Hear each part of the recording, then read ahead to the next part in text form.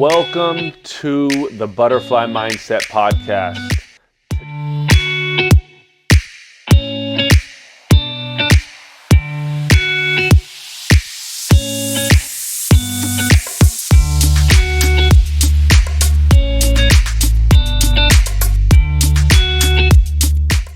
Welcome to another episode of the Butterfly Mindset Podcast. Today, I have my good friend C5. C5, what's up, bro? What's up, my dog? Dude, I'm so happy that you're here, bro. Man, me too, bro. I'm grateful. I had a beautiful drive here, man. It's not a bad place to be, right? Hey, the beauty of the water, bro. I always feel more peaceful next to water. Yeah, man. Dude, Yeah. I'm stoked that we finally made this happen because I know we've been talking about it for a while. Yeah. And we met, probably 5 years ago? Bro, how did we meet again, bro? We were, where were we? It was an industry event. It was an event because I remember my boy Mike invited me, Mike B, invited me to this event. And I think at the time he was working with, I want to say Warner. And then I came to the event. It was right next to, it's right across the street from Tao in Hollywood. And then I came, and I don't know how we met. I don't know, someone introduced me to, I think someone you were working with or something like that, and then she introduced me to you. It was something like... We just kind of hit it off. Yeah, and then we just started talking. Yeah, and I remember, my fondest memory is when we was at that little pastry joint, and we had that meeting, and we was chopping it up, walking through downtown. Yep. Yeah, I remember that. Yeah, where we just ended up talking just about life. And that's kind of what I want to do here is because what I think is really cool from when I met you to where you're at now is not just your growth as an artist, but as a human being. It's very evident, right? From when we met, and all the way, it's a journey, I'm a big believer in life's a journey, but it's really cool to see your progress. But see, and then you said my growth is not only as an artist, but as a human being. I feel like when you focus your growth on being a better human, that enhances everything in your life. So the artistry is definitely gonna get better if I'm getting better as a human being. 100%. It's always. Think it's so interesting because I talk to different athletes and different even people in business, and it always comes back to if you're happy at home, everything else works. That's the theory, right?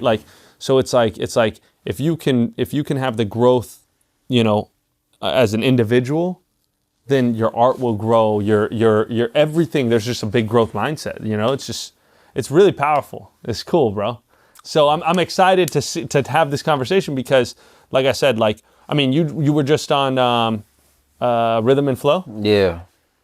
Who would ever thought that's on your list, 5-10 years ago? Your mindset, you said it's going to happen. You're going to be here. You're going to be doing these things. But it's really cool to see your story. So I want to start with rewinding back to how did you even get into hip hop? Yeah. How did you end up where you're at? So rewind me back to, as far back as you can remember as why you were attracted to being to becoming a hip hop artist. Yeah, man, I think it all stems from inspiration. So my mom, she would listen to a lot of R&B and rap. I remember her playing LL Cool J, and then just the culture, you just hear it. But then I really came into it, really got inspired when I was in middle school. I was listening to a lot of Lil Wayne. He was dropping all the mixtapes, and I was just really inspired, me and the homies. And I was just one day, I was just like, man, I want to try it. Let me just try it. So I wrote a rap, and I ended up booking a session. Me and the homies ended up booking a session. We recorded the song. We put it out on MySpace. Yeah.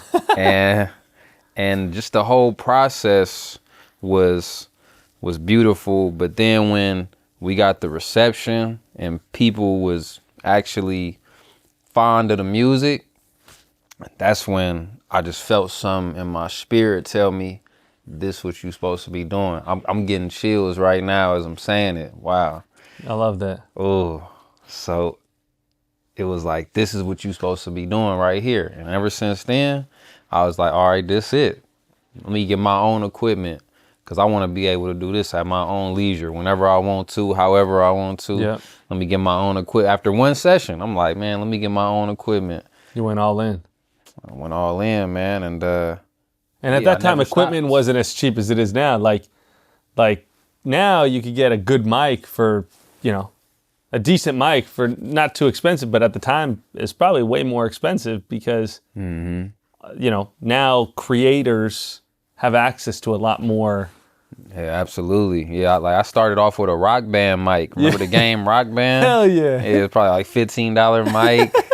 And then this program called Mixcraft, I would keep renewing the trial version. Yeah, it was like $50. Yeah, bro. And from there you just evolve, and I ended up finally getting better equipment as the time went along. And now I'm at where I'm at now. Man, I just never stopped. So where'd you grow up? Oakland. Oakland. So all of this is happening in Oakland? Yeah, Oakland. Yeah, in the Bay Area. I lived in Oakland, went to school in Berkeley, but I'm all through there. I'm in Richmond. Yeah. I'm in East Oakland, West Oakland. I'm all through the Bay Area, but Oakland predominantly. Yeah. Yeah. So now, in growing up in Oakland, what was that like? Man, it was fun. It was turned up. It was fun. It was dangerous. It was a lot of things, bro. It was fun though. I had a good childhood, I feel like. And then when you in the midst of, such a treacherous area, yeah, you kind of like, it's just the norm for you. So you're not thinking, oh, this not normal. This super day. Like, you aware, your senses is heightened, but it's like, it's normal. Yeah, because you don't know any different. Exactly. So, yeah, and then like when you younger, kind of dangerous things is also kind of fun until it's not. Yeah. Yeah. So, yeah, when you young, you just having fun, bro. It was fun. I had a good childhood. I was riding bikes. We was doing a lot. We was outside. We had a childhood for sure. Yeah, that's amazing. And now, and then, so when did you move to LA? Right when I turned 18, graduated high school, I was gone. I had to get up out of there because I feel like if I would have stayed there, I would have either went to jail or been dead. Why do you say that? I was into a lot of stuff.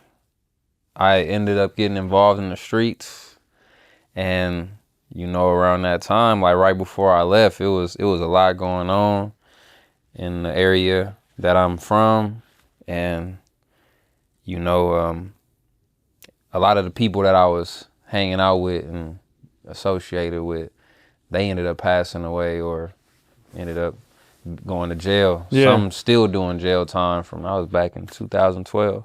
Wow. Yeah. And what is that?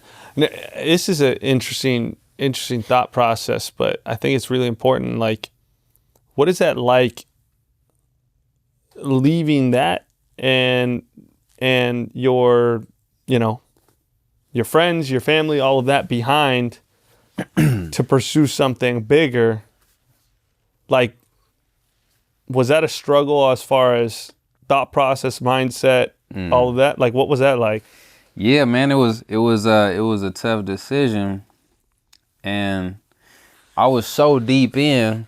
I remember asking the big homie, I was like, because I got accepted into college. That was my way out here in LA. I got accepted into college, and I remember asking the big homie, and now to this day I ask myself, was I testing him or was I really gonna ride it out? But I had asked him, I was like, hey, bro, man, I got this acceptance letter, bro, but man, I'm ready to thug it out with y'all. Ooh, I'm getting chills. I'm like, I'm ready to thug it out with y'all, bro. Like, what you think I should do? And bro, I never forget what he said. This about the best advice. Some of the, like, the I ain't gonna say the only good advice, but it's the best advice he ever gave me. He said, man, everybody in the clique can't be dumb. Go to college. And bruh, I just got chills. Always call out my chills because I feel like that's not just a thing. It's not no coincidence. I feel like it's, I be feeling like it's God when you get them chills. Yeah. Or something from the other realm, the spiritual realm. It's like, you know what I'm saying? Yeah. But it's like the truth. But yeah, he had said, he told me to go to college, and I was like, man, say less. I didn't really feel bad after that because that was the dude that I had looked up to. He was like the head honcho in our gang. Like I was in a gang. And after he gave me the green light, I was like, cool. And yeah, bro. So you came down here to go to school. Mm-hmm. And then did you ever deal with like anything from your past coming, like, do you ever deal with any of that? Like at school? Yeah. Like did people trying to come do something to me at school? Nah, or nah. like not even that, or like even like you're like, for instance, like I know I'll give you my personal example. Like growing up, I had a group of friends, and then as soon as I started becoming a little more successful, it was like those friends were like there's just like a gap. Oh yeah, absolutely. You know what I'm talking about? Bro, the same dude that told me to go to college, bro, like a couple months in college, he was kind of cursing my name and like, you know, like went off on me saying, you know, I was fake. And I'm like, bro, you the one that told me to go here. Yeah, it was weird. And how'd you deal with that? man, it was tough because I was in college, but I was still like had this tie to my neighborhood. Like, man, I got to come back and show them that I'm real, that I ain't forgot about them. Yep. And that was holding me back for a while, and I finally got over that after a few years. Because it's very much an identity crisis, right? Like, and I think it's so hard if you've never been through it. It's really hard to understand it, you know, because you want to be true and real to your friends that you grew up with and yada yada, but at the same time you want growth. Mm-hmm. And sometimes I had my business partner, one of my mentors told me this a while ago, and he goes, there's a way to have love for people but not be in love with them. And when I thought about that, I was like, so it's like you can have love for those people and care about them, but you don't need to be right there with them every day. I can still wish the best for you and what you're doing, but I don't need to be there doing it with you. Right. You know what I mean? And I think that was a hard thing for me to realize. And then, you know, going from being in a gang to, you know, trying to level up and go to school and do this, like I could see that pulling back. That's why I asked. Yeah. Because I think a lot of people deal with that and they don't know how to deal with it. Yeah, and now that I, you know, in hindsight, see it wasn't an easy thing to do. So now I could like, oh man, I give myself grace, and I'm proud of myself for making that transition.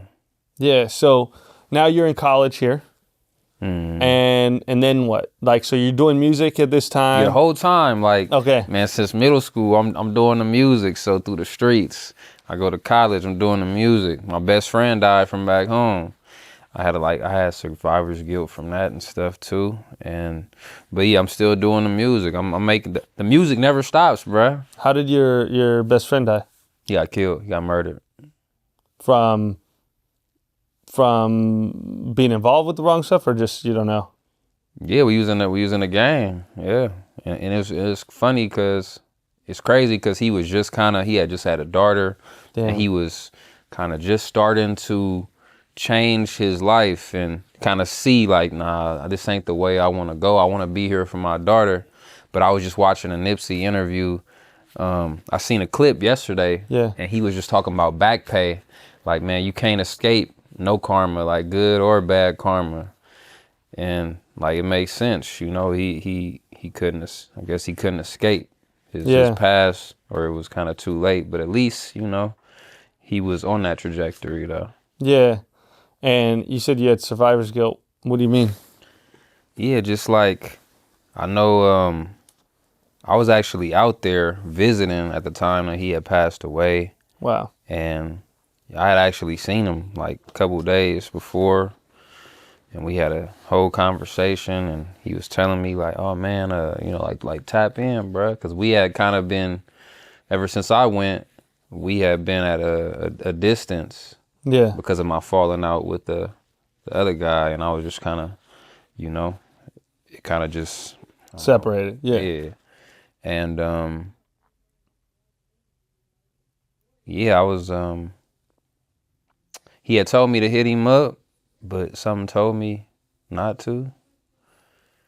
And yeah, that's what happened. And just, you know, I was a part of that. Yeah. So it was just like, man. So you kind of like, man, why am I the one still here? It's a trip, right? Like a lot of what I always talk about is like life's all choices. Choices. Life's all choices. Like we, you know, there's I don't believe in coincidences at all. Me neither. Like at all, you know? But I do believe that we make the choice. We can make the choice on a daily basis of what our trajectory of life is. Like an easy example would be, for instance, your story going from, you know, either making the choice to stay or go to school, right? That changed your trajectory for your whole life. Yeah. Completely by one little choice. It's not a little choice, it's a big choice. But on a daily basis, we have all of these little choices that either go right, go left, go up, go down, whatever direction it's going to take us. You know what I mean? For instance, that where he tells you hit him up and then you don't, and then this happens. Like, again, I don't believe in coincidences. I don't know what the reason is. Sometimes we don't understand it. I always say, like, I've lost a lot of people in my life, and those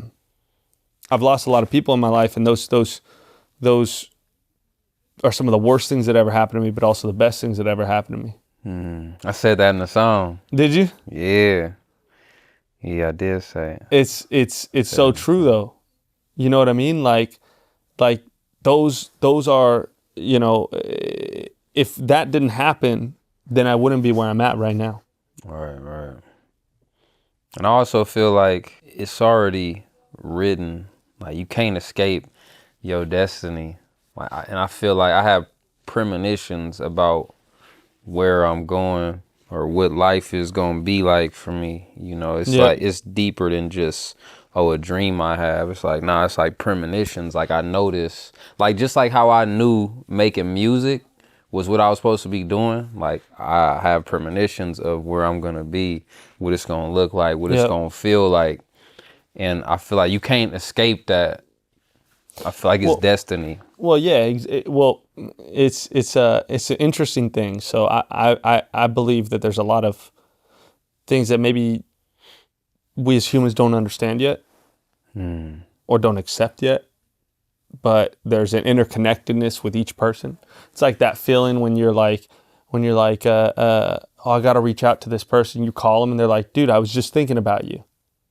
You know, and you're like, yeah, okay, like I thought about you, that's why I called you. It's like, I don't believe that's a coincidence. I believe there's some sort of interconnectedness, right? Right. It's the same way as what our future is. I believe that there's a plan, right? And we get to choose if we want to rock with that plan or we don't. But what if the plan is it's already set? You know, like whatever whatever Michael Jordan, right? Yep. He was gonna be Michael Jordan regardless. What if Michael Jordan decided not to play basketball? That was a choice. But that wasn't in God's plan for Michael Jordan. I feel like it was already written. So the hoops and all the ups and downs is a part of it, but he was already gonna be Michael Jordan. So yeah, but here I'll put in perspective, like, and this is where it's a very interesting conversation, because I believe that God has a plan and there's a plan for each person. Right. But also God says there's free will.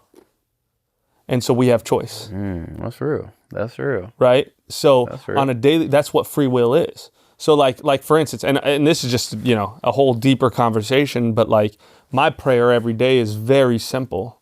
I don't change my prayer very often, but it's thank you, God, for everything you have done in my life and everything you haven't done, because everything you haven't done is everything you've done. Right. And please continue to do your will in my life. Because I believe, and this is my own personal belief and, whatever, but I believe that we have free will, and God says, here's your free will. But we can give that free will up. And if we give that, in my mind, it's like you're a dad. You know what's best for your kid, or you try to know. You know that if your kid jumps on the couch, hey, you're probably going to hurt yourself. Don't jump on the couch. But what did the kid do? What does the kid usually, will they do? They'll jump on the couch anyways until they fall off. And then there's two things that happen. Either one, they cry. They don't ever jump on the couch again. You say you're right. Or what do? They cry. And then 2 minutes later, what do again? Jump on the couch. So they get to make their choice on whether they're going to keep doing that or not. Right. And I think that's how we are as human beings. Like God sits there and says, hey, go this route. But then sometimes people are like, yeah, but I'm going to go my route first, because I think I know where I'm supposed to go. And I was just talking about this today on my story, but that's part of the path. Part of the path is going off the path to bring you back on the path. And I think some people who is just totally off the path, that's their path. And I think I like what you said about free will. I agree with that. And do you think that God already knows what happens to us? He already knows what's going to happen? So, yes. I love this conversation, by the way. Two things. So two things. I think that God is, was, and ever will be, right? So I don't think that we can even process how powerful God is. Right. Like us having a conversation about how powerful God is actually like blasphemy. Because it's like, we can't put it in words. There's no words to describe how powerful God is, right? Like this, we could be having this conversation for the rest of our lives, and we would never know that we're having the same conversation for the rest of our lives, because God could do that, right? Like this thought process, right? So do I believe that God knows? Yes. Now, do I believe that God also, like I said, gives us free will to make a decision based on what we would? Yes. But also God knew when he was going to be betrayed. When we talk about, in my opinion, Jesus, right? He knew it's going to happen. He called him out. He said, you're going to betray me 3 times. Now, did he have to do it? No, he could have changed that thought. As you get what I'm saying? But Jesus said it was already written. Exactly. So that's what I'm saying though. But it's now, do we know what's going to happen? I don't know. It's kind of like, it's like, all right, I put my address in, I put your address in today, destination. All right. I'm driving, might get off on the wrong exit. I might, what I'm saying? I don't know, it might be traffic, so it might take me longer. Correct.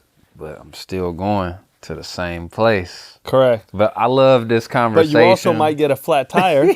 Listen, you might get a flat tire and then say, screw this, I'm going back home after this. True, and then we'll link up at another time. It wasn't in the plan for us to link. And that's the whole process, right? So for me, I think the shortcut is, and this is how I've gotten, to be honest, like everybody's always like, because I've had success very quickly in my life, right? Like, as a professional athlete, got in a car accident, had to finish, was not a professional athlete anymore, then got into business, grew my business, yada, yada. And everyone's like, how do you do this so quickly, blah, blah, blah.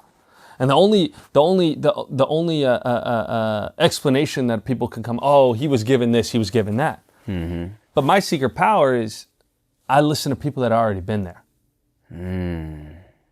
If you've already been there, I think we learn from experiences in life, but they don't need to be our own experiences. So as soon as you learn to be a sponge in life, then we win, right? So for instance, one of my mentors, he's been there. Why would I relive his experiences? Just tell me which way to go and I'll listen. It's the same way with God. It's like, yo, he already knows where we're supposed to go. Right. So why would I get off the exit if he's telling me go straight? But he also knows we're human. Not to cut you off. He also knows we're human. And, you know, sometimes as humans, we got to bump our head. We got to know wrong to know right. Correct. We got to know right to know wrong. Correct. It's that same exact thought process of free will, right? It's God gives you that option. Always. You always have the choice. If we have lessons in life, right? Like I'm visual, but like this lesson might hit us right here. But we either get to decide, do we want to learn that lesson?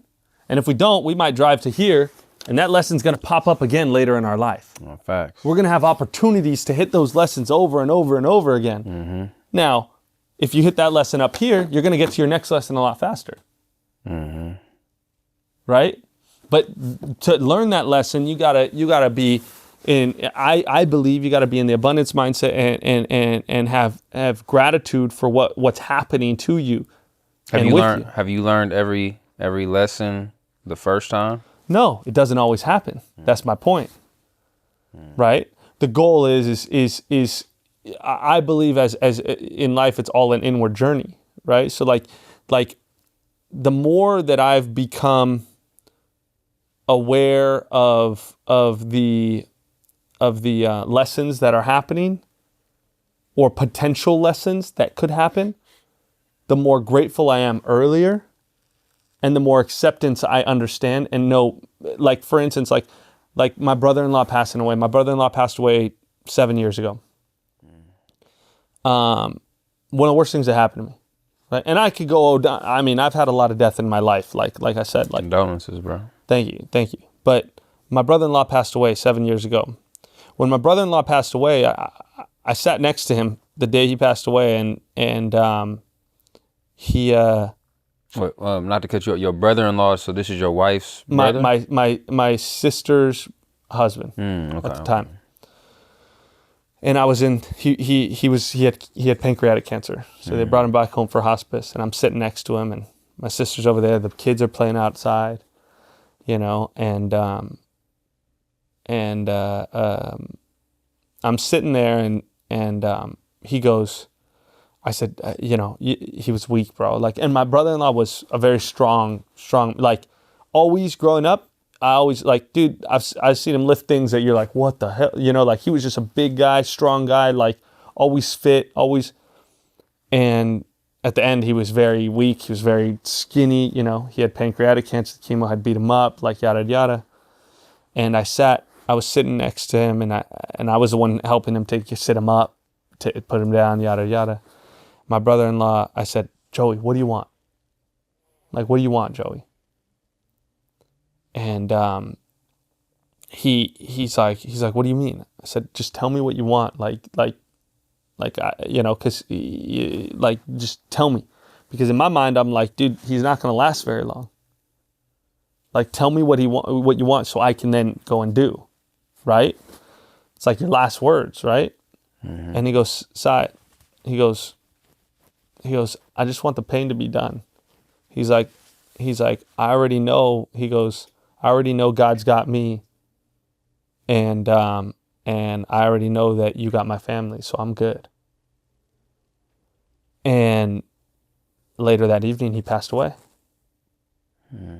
And when you think about that, that was one of the worst things that ever happened to me. My brother-in-law passing away. But if that didn't happen, I am like this with my niece. I wouldn't have that relationship with my niece. I wouldn't have that relationship with my nephews. I wouldn't have the drive that I have to make sure they're taken care of.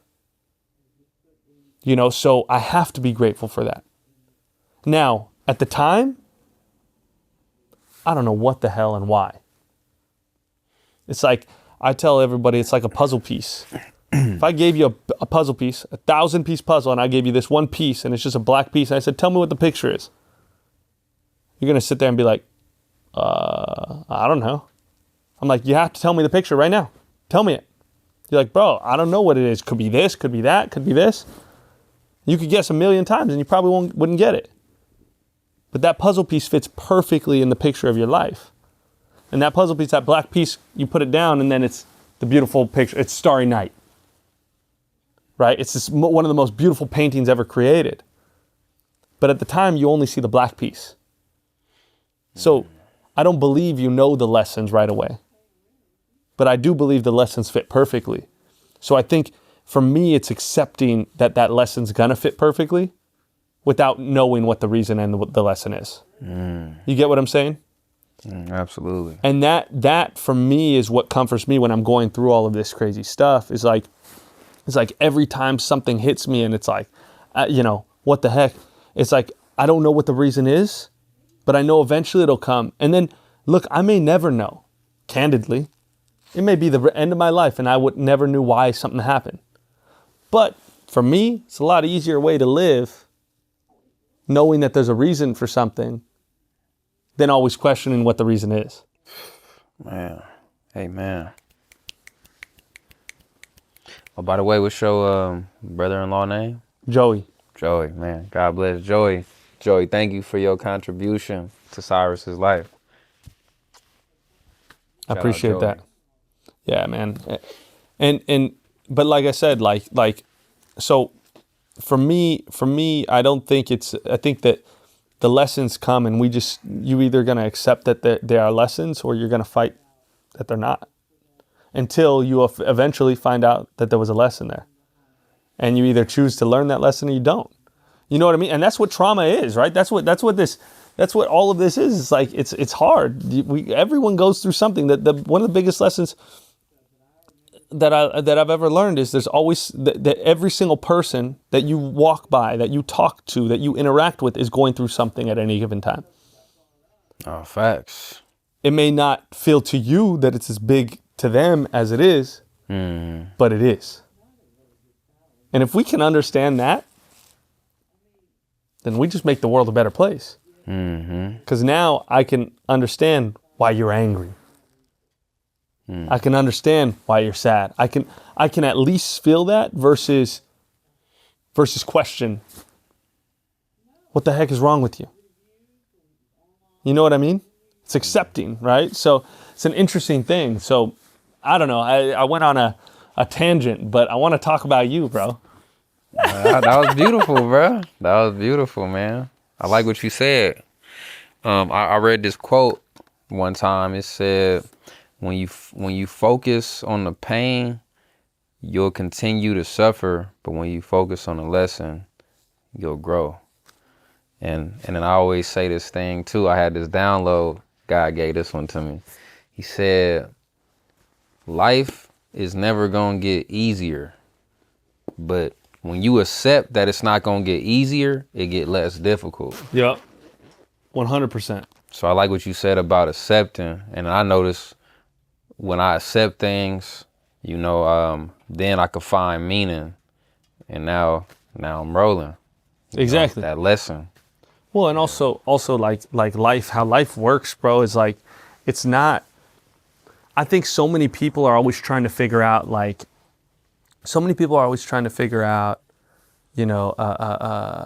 it's like trying to, I can't wait to get better. They go through something and then it's like, I'm waiting to be healed by this after this. But it's like, no, it's like a journey. Like stuff comes up.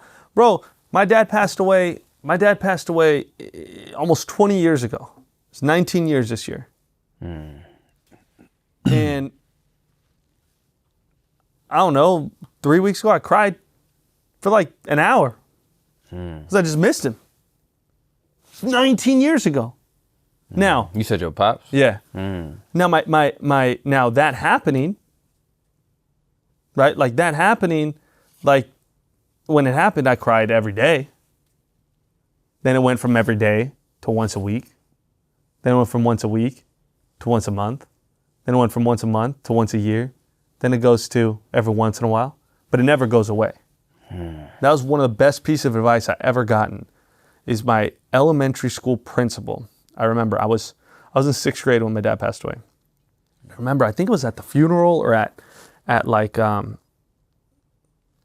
house after, like everybody came over after the funeral or whatever, and she told me, she goes, "Hey Cyrus, I want to give you a piece of advice that nobody else is going to give you. Everyone's going to say it gets better. Don't worry, it's going to be better. It's going to be okay. But I want to tell you the truth." And I was like, "Yeah?" She goes, "It never gets better." In my mind, I'm 6th grade. I'm like, "What do you mean it never gets better?" That was the best piece of advice. One of the best pieces of advice I ever got. Because she didn't mean it never gets better, like you're never going to be okay. But she meant that it's going to be a journey no matter what. You're still going to feel it 20 years from now. It's not going to, and some days it feels like it happened yesterday. Right? And some days it doesn't. But a lot of the times I think people are so focused on getting over it. And then that's what throws them off, because when you're focused on, oh, it's going to be better, it's going to be better, it's like, then when it hits, it's like, oh, I'm not better. But it's like, no, you accept the fact that you're going to deal with it for the rest of your life. There's going to be these roller coasters. Once you accept that, then it makes your life a lot easier. Because when those days come, it's normal. Versus you was expecting it. Exactly. Versus, this is not supposed to happen. I'm supposed to be better now. You get what I'm saying? Yeah. It's like an interesting perspective, but it's all acceptance, bro. Wow, I like that. So now, you're doing music. You're in college. You're dealing with all this. You go home. Your best friend passes away. Yeah. You move forward. You come back down to, because you're in school, right? Yeah, down college. here? I'm turning up to college. You know what I'm saying? I'm making a name for myself now. So now, what is that like, though? Like making a name for yourself. Like, what was that like? Was that like you're putting out music and everybody's vibing with it, or there are people that weren't vibing? Like, what did that look like? I feel like it took me like 2 years to really acclimate, and the music is what helped me acclimate. You know, I started pushing this back when I had CDs at the time. Dat Piff popping at the time. Man, I missed that Piff, bro. I got shirts. You know, I'm coming out with the dorm flow shirts. It was a whole era, and I'm doing shows at the college. Got my merch in the bookstore. I'm just going crazy. Yeah, and then I graduated. And then what'd you graduate with? What degree? Digital media arts. Oh, dope. Hell yeah. And then what was that like? You graduate college with a degree. What was that like from like a perspective of like, do you have a lot of people telling you like, all right, like go get a job now versus doing music? Did you have like, I'm curious because like I remember saying I'm going to go chase being a professional athlete, professional soccer player, and people were like, no, you should go to school, you should do this. Like, did you have people telling you, hey, maybe you should just focus on your degree that you got versus your music? Well, I actually had an ultimatum. I got this job. I got this job out of college. I met the dude in the Uber, actually. I was Ubering, and I applied. I got the job, but then I had these managers, and they was trying to manage me, and it was either get this job. It was a nice salary coming out of college. Yeah. But it'd be like 9 to 5, or, go to Atlanta and, take a leap of faith. I took the leap of faith. Yeah. What was that decision-making process like? Did you know, or was it like a... Man, it was an easy call. Yeah. Yeah, it was an easy call. So you knew, and then you went for it. Went for it. And it came with a lot of ups and downs, man. Yeah. It's been a roller coaster. What? But that's why I feel like I got all this wisdom. I got stories. It's an adventure, bro. Yep. Like, it's been an adventure. So I would, if I had to go back and do it again, I'd take that. I'd take it 10 times. Yeah, I'd take that route, the leap of faith. Yeah. So you went out to Atlanta. Yeah, went out to Atlanta for some time. I was coming back and forth from LA to Atlanta. Yep. And then you ended up back in LA. Yeah, ended up back in LA. Went to the Bay for like 6 months, but always end up back in LA, and then after that, I've been here Yeah. majority of these past 12 years. Yeah. Yeah, I've been in LA. And so, you know, like going back to like, you know, I don't know. I think it was, I want to say it was like around 5 years ago. I want to say it was around like 4 or 5 years ago, maybe longer. I don't know. Yeah, when was that? It was a while back. I gotta like try and figure out how to figure it out. But it was a while definitely back. was before the pandemic. Yeah, that's right. It was before right. the pandemic for sure. Yeah. Yeah. It was probably like 2018. Yeah, probably like 2018, 2017 Yep, or that sounds something. about right. It Like was a maybe minute 6, ago. 7 years ago. Yeah. Wow. Yeah. Isn't that crazy? Yeah. So we're right around that time. Let's say 6, 7 years ago. 2018, 2019, I think. Yeah. What's your career looking like at that point? Oh man, still figuring it out, bruh. You know, just figuring out life, kind of trying to figure out my sound, trying to find me for real. I'm kind of like lost, maybe a little lost in the sauce, bruh, for real. I remember the conversation we had in LA. It was kind of like that. Like it was. Yeah, like, what you remember? I remember it was a conversation we were having. It was like it was just like trying to figure out where's this going. Yeah, I think it was you just getting pulled so many different ways, and it's when you getting pulled these different ways, it's pulling you away from you, because you really know what's best for you, for your life, for your career, but you want to, you know, take opinions, you want to listen to people, and I did that, and that was a part of the path. Listening to a bunch of people, taking on these opinions, implementing them, see what works, seeing what don't. And then from that, you know, I was like, it got to a point where I was like, man, I'm jaded of this. I'm about to do what I feel. I ain't even about to share my music with nobody. And if I do, they hear it. Hey, I'm not asking for your opinion. Like, you just happen to be in the car with me. You just happen to have the privilege to be listening to this new music I got. But I'm not asking your opinion. I already know how I feel about it. Yeah. And if I ask you for your opinion, I'll actually ask for it. You know what I'm saying? Because I would always used to ask, what you think? Because I would be like kind of insecure about the music or excited about it. And then their opinion would sway how I felt about a song. Like, I could totally love a song I made or a concept, whatever the case may be. I ask for somebody's opinion. They say something different than to what I think. And now I'm like second guessing myself. Now I didn't put out the song, or now I'm hesitant about what I'm doing. Now my confidence is shot with the song. So then it got to a point like, nah. Yeah.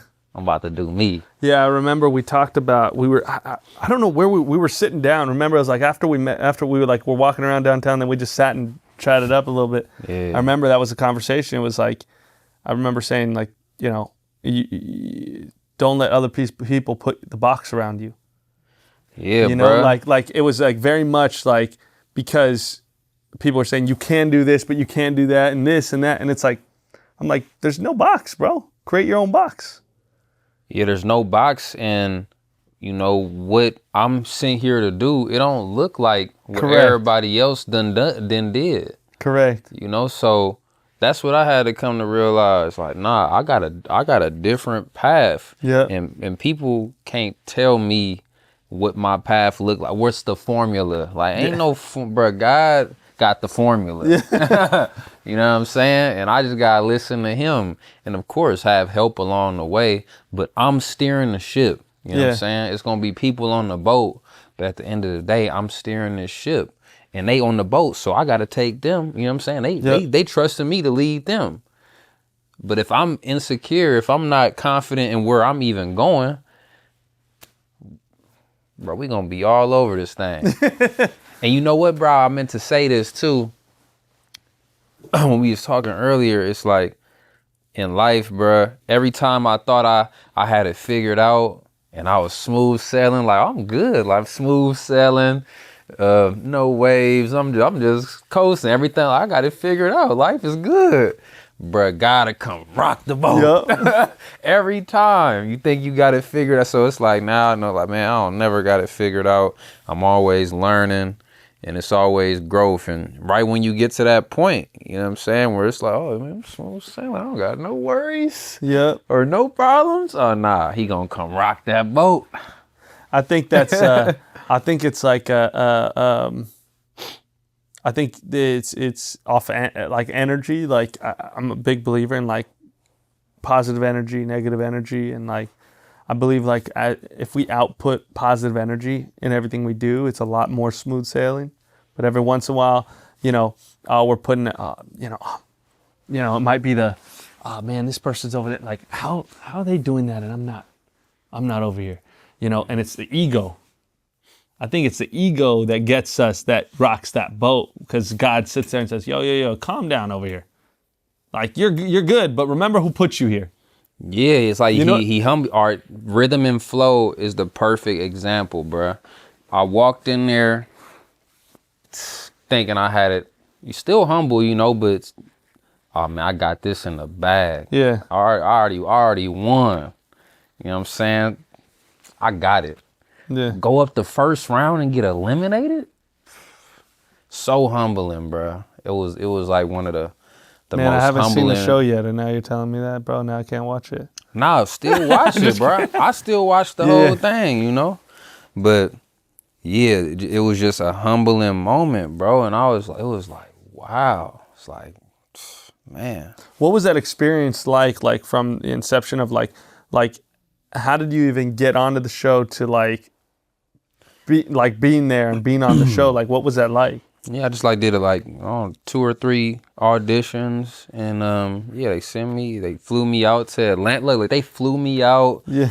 I'm like, man, I'm about to be gone for this time. I'm telling all my circle, my team, I'm about to be on the show. So man, to go out there and not make it past the first round, where like the actual judges. Yeah. On TV, on live TV, bro. Yeah. Thinking, going in there thinking like I got this in a bag. Super confident, you know, about winning this show. Yeah. And yeah, God humbled me like, nah, this one not for you, bro. And Yeah. it was like, man, I was sick for like 2 hours, bro. You know, shed a couple tears. Yeah. I had my first ever favorite artist, Ludacris, you know what I'm saying, tell me, like, man, you under-delivered. Like, man, that hit home, bro. And like Big Sean, Khaled, these are all people that I didn't, you know, been inspired by in some way or some shape or form, listening to their music. So yeah, it was a humbling experience, bro. But you know, it's the lesson, the acceptance, the finding meaning. Yeah. And that's what helped me. That's where I don't live in that. I don't live in this rejection. It's like, nah, rejection is redirection. Rejection is protection. Oh, I like that. Rejection is protection and redirection. I love that. Yeah, this just wasn't part of the plan, you know, like for you to win it. It was part of the plan for you to actually get on here and lose, you know what I'm saying?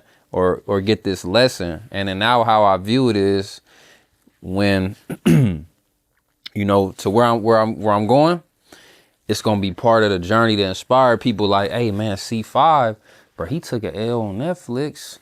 And look at him. He still did his thing. Yeah. He's still one of the greatest. So I took this L, but that don't mean it's over for me. No. Nah. This is just part of the journey. I love that. Yeah. So what's going through your mind like that first 2 hours? Like what's going through your mind? Are you questioning your ability? Like what is that? All of that, bruh. All of that, bro. I'm questioning, like, man, am I supposed to be doing this, bro? Especially like, when one of your quote unquote idols sits there and says, yeah. Ludacris says, you under-delivered. Right. Khaled said it didn't connect. You know, Big Sean, I forgot what he said. He said, he said something. They kind of went hard on me, bro. I ain't gonna lie. When I seen the judging for the other people, I was like, bro, they kind of went hard on your boy. So I'm in my head, bro. I'm like, man, am I supposed to be doing this? Like, man, I had the money. I already had the money in my mind when I was going to do it. I was like, man, like, I got to take care of my son, bro. I thought I was going to have that money. How I'm going to pay this? I'm like, damn. And then snapped out of it. Like, man, God got the last say so, bro. You know what I'm saying? I don't care if I've been inspired by this whoever for all my life, bro. God got the last say so, bro. And you know, I didn't get there on no whim, bro. It's crazy, I didn't get there on no whim, so it's like you know, it's interesting. It's like, who's the real judge?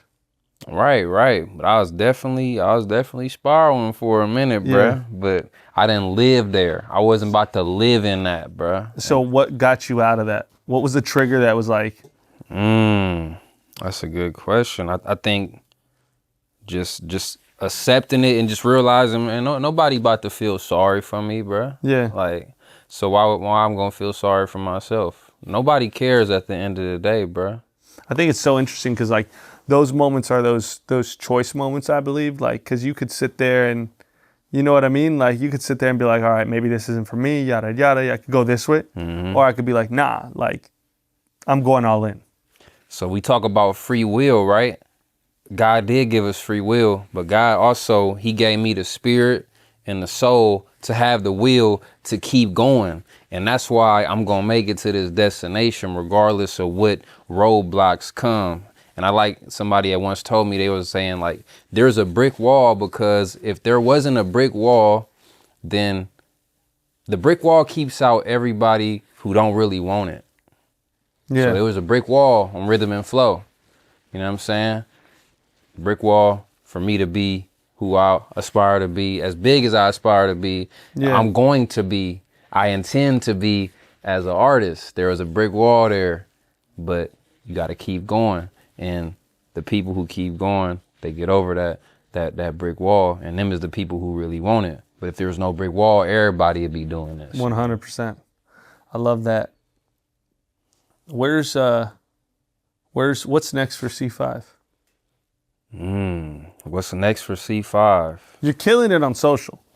Like what you've been doing, how you've been moving is very interesting for me to watch from the outside because I also know how your mind works on the inside. So it's very interesting because it is strategic and there is a plan there, and it also is very organic.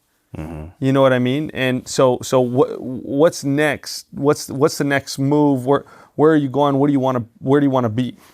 Yeah, more shows, tours, merchandise. A lot of albums this year, collaborations with brands, that's with public figures, that's with artists. Yeah, a lot of content, a lot of visuals, a lot of speaking engagements. Love that. A lot of speaking engagements, like public speaking, hosting. But yeah, like shows, tour, merch is top of the list right now. I think the album release party that I went to, was it like a year ago? Maybe a little longer. It was maybe a little longer. It was in Burbank. Oh yeah. I think that was one of the coolest album release party concepts that I've ever been to. Was that the collab one with my bro Marty? I think it was the one that it had like, you had like vendors over here. Yeah. And then you had, but what was cool was it wasn't just album release. Hey, we're going to have a party. We're going to turn up, yada, yada. It was like people spoke on what helped them get through certain things and yada, yada. And it was like this collaborative. It was really, really powerful. I think that's something that differentiates you from a lot of artists, is like you're looking at the holistic person versus just the music. Yeah. Ooh, I just got chills. Which is super cool. You know? So when I hear you saying speaking engagements, things like this, it's like it fits in, but that's most hip hop artists, that's not what I'm hearing when I interview them. Oh, I'm gonna drop an album, I'm gonna do this is what I'm doing, and then boom, here it is, right? But your whole concept is the holistic person, which is so powerful because that allows you to move in spaces that would be gray spaces or black spaces for other people. And that's another thing that I want to actually throw in there to call forth a core following, like where a community, a C5, the other side community that is tied to C5, because the other side is my brand. That's everything. That's the umbrella, the other side. So a core community, fan base, supporters. I love that. Yeah, that's what I want. I love that. But I feel like, not to cut you off, but like when I go to shows, to artists that I'm inspired by, or I'll be wanting to hear them talk. Like I want to, all right, it's cool to perform the record, but man, talk to me too, because if you just performing the whole time, I could get this, I could play this in my car. Some of the best advice I've ever gotten was from shows from artists. It's crazy. I was sitting, this was right before COVID. I was sitting at lunch at, what's the place it's called? It's Nas's restaurant in LA. Sweet Chick. I was with Ebe, J. Cole's manager. So I'm sitting at lunch with him and I'm having a conversation and we're talking about life. We're talking about all kinds of stuff as we do, and I go, I told him this. I said, some of the best advice I ever got was from J. Cole. And he's like, oh, I didn't know you knew Cole. I'm like, no, I was at his concert. And he spoke. And he was talking about, it was just something I needed to remember. It was a long time ago. I forgot what album it was. But he said, life's a journey. And he goes, and enjoy the journey because it's the come up. You'll never relive the come up. You'll never relive the come up. And for me, that was so, it changed how I thought. Because I was always so grind so that I could be at the destination. But to see him say, no, it's all about the come up. It's all about the journey through there. The destination is there, but once you hit the destination, it's okay. It's all about the come up, which is the fun part. Yeah. And I remember talking to him and telling him that, and you brought it up right now. It's like, that's a lot of the times when I go to these concerts, that's what I like to hear. Because that's what changes. If you want to hear the album, listen to it in your car. All right. You know what I mean? But if you want to, I like to go to live music because of that. I do. That's funny that you said that because I feel the same way. Because some of the best advice I've gotten is watching artists on stage. Which is pretty cool. Up. I like that. It's a platform, right? Yeah, I like that. I was going to ask you a question earlier too. Like, what is, what's your definition of success? Because you were saying how you had success, since you've been young. Yeah, like what was your, and I'm sure that success looked different along the years. It's funny. So I ask 3 questions to every single person I hire or I bring on. So what's your definition of wealth? What's your definition of success? And why do you do what you do? I think definition of success, I think it changes over time.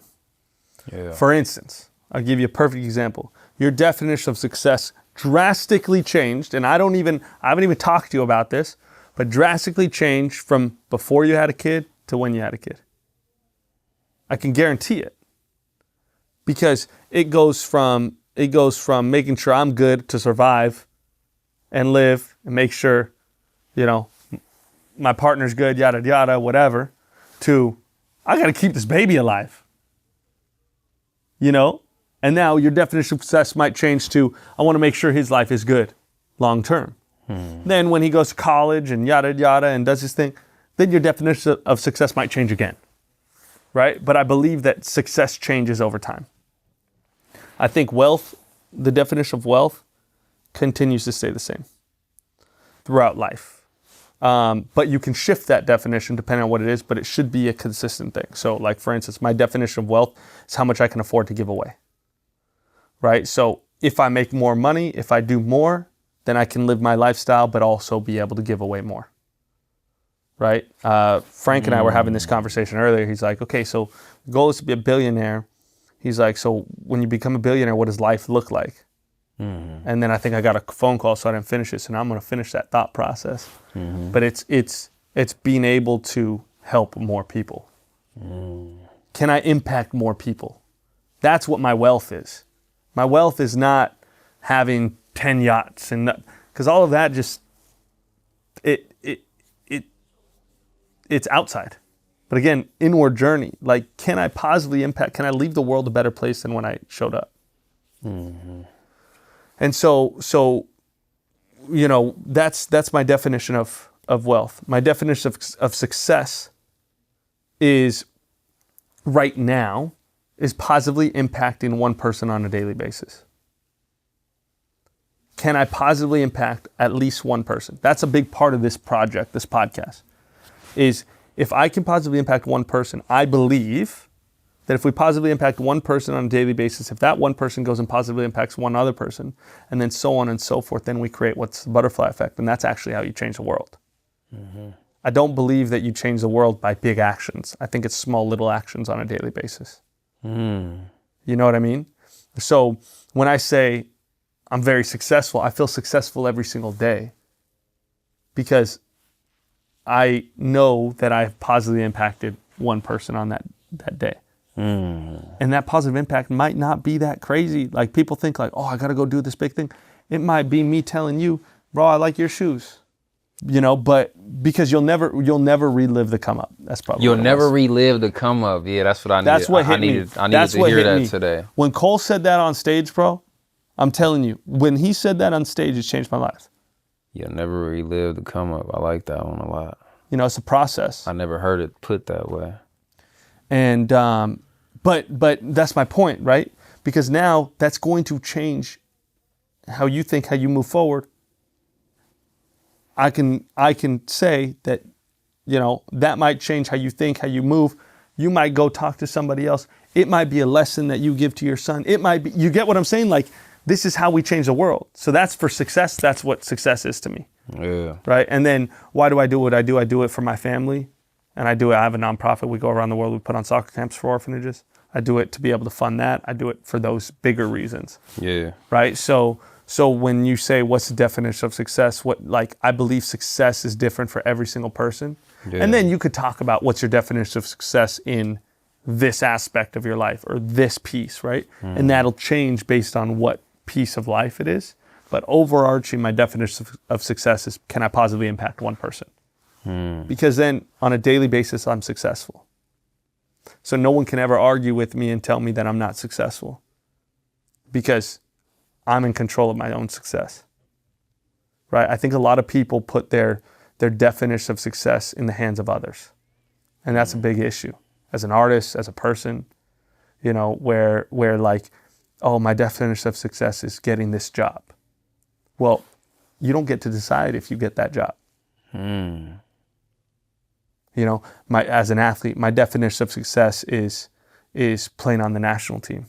Well, you don't get to decide if you play on the national team, right? So can you shift your definitions of success to something you control, you know? Because I believe that if we shift our definition of success to something we control, because at the end of the day, like if you can't control that piece, then you're leaving it in the hands. You, huh? Yeah, you're leaving it in the hands of somebody else.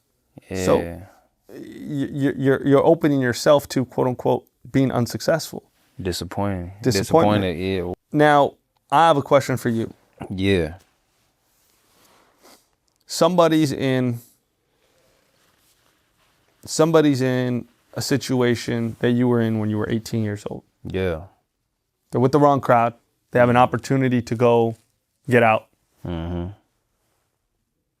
What's your piece of advice? They're struggling with it. They're trying to decide. But maybe they don't have the courage to go up to the big homie and say, yo, I want to do this. Pray to God and follow your heart. I love that. Yeah.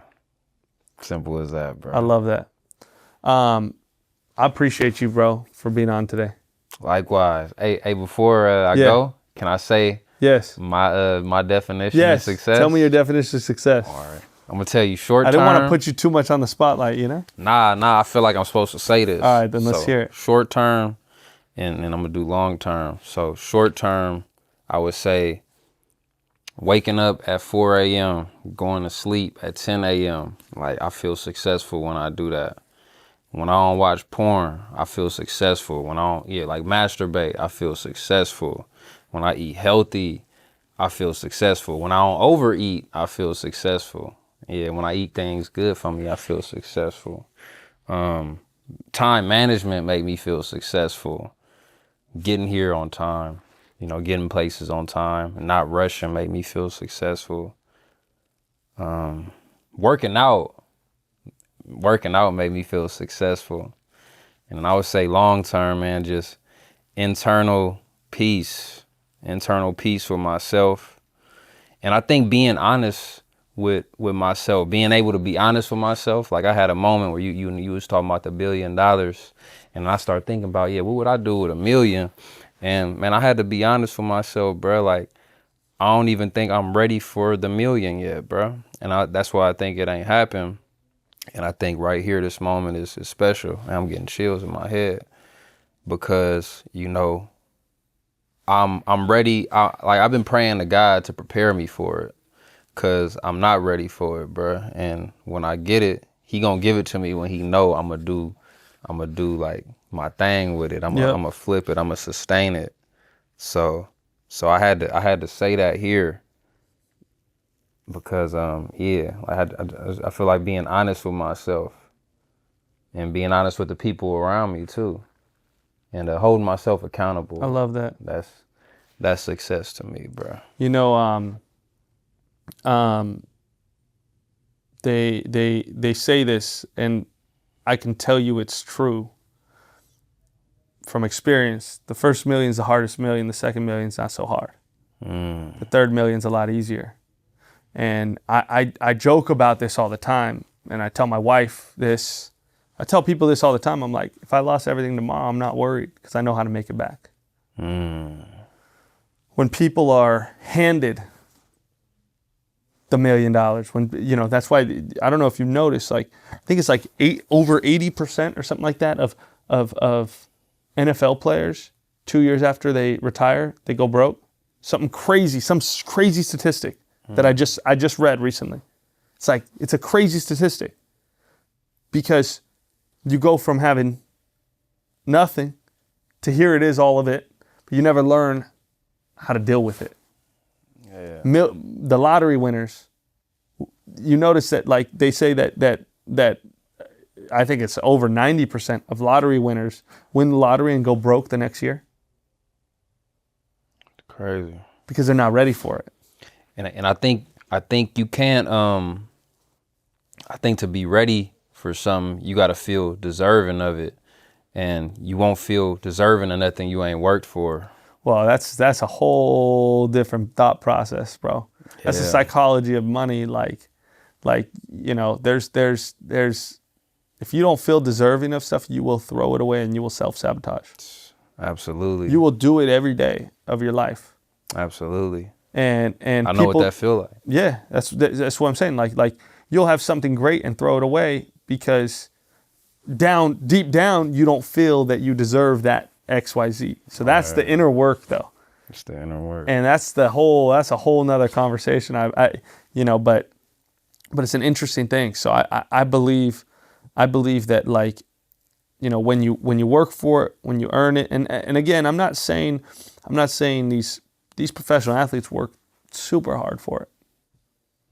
Right? And there's some athletes, like, for instance, and I know I said NFL, but I'll talk about NBA, I'll talk about Shaq. Dude's good. Right. And absolutely crushed it. But they also did the work to learn how to manage their money. Correct. You know what I'm saying? Correct. Yeah. Correct. Yeah, so it's that's the thing. It's like the work outside of the studio is just as important or as important as the work in the studio. It's not hard to make the money, bro. It's hard to keep it. Yeah, that's why I asked, man, like, instead of asking God, oh, give me $1 million, give me this. Like, man, prepare me for it. So when you give it to me, I can sustain it. Yeah. I don't crash out. 100%. And God's, he crazy, right? Because you would say, prepare me for something. You will forget you didn't pray that prayer, but he done made things shaky. He didn't put you through some challenge. You like, man, what didn't happen? Yeah. Oh, but then, and I be having to remember this. Like, oh, I asked him to prepare me. Oh, he giving me the capacity to handle, cause more money, you know what I'm saying? The bigger problems. You know what I'm saying? It's like with levels, right? When you go up a level, it don't get easier. It's more difficult. Yeah. So God, give me the capacity to handle this next level and this amount of responsibility. I read something recently. I don't know where I read it.